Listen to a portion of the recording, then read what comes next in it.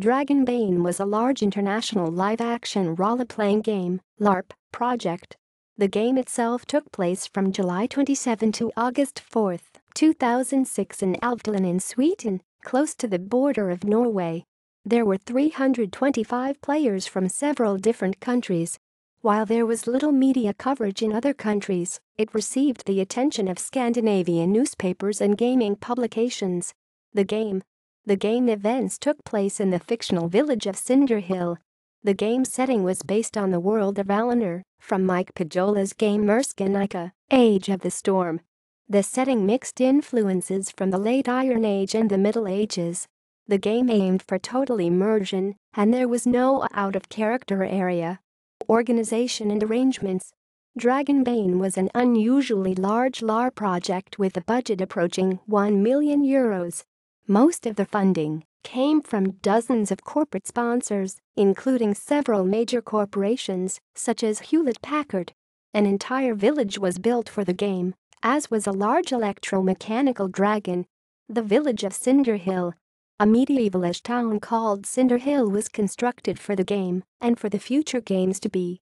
The building of the village began in spring 2005 and lasted, few winter months excluded, until the very day the game began on July 4, 2006. The Cinderhill village was burnt down in summer 2012 because the landowners did not want to keep it there any longer. The village contained 4 longhouses, a smithy, a bakery, a healer's hut, toilet facilities, wash house, carpentry and a grand temple. All in all 12 buildings with 320 indoor sleeping places and a floor area of over 500 square meters.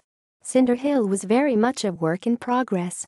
There were many ideas that stayed to be realized. Outcome: the Dragonbane project was one of the most ambitious projects in the history of LARP, and some critics expected it would never run. The originally advertised event in Estonia was postponed and moved to Sweden. Less than a third of the 1,000 player spaces were filled. But still the project went ahead, and after several preliminary events to help build the site and establish characters, the 5-day game was run. Several last-minute technical problems restricted the mobility and articulation of the dragon. Some of the camping areas outside the village were reported as inadequately provisioned.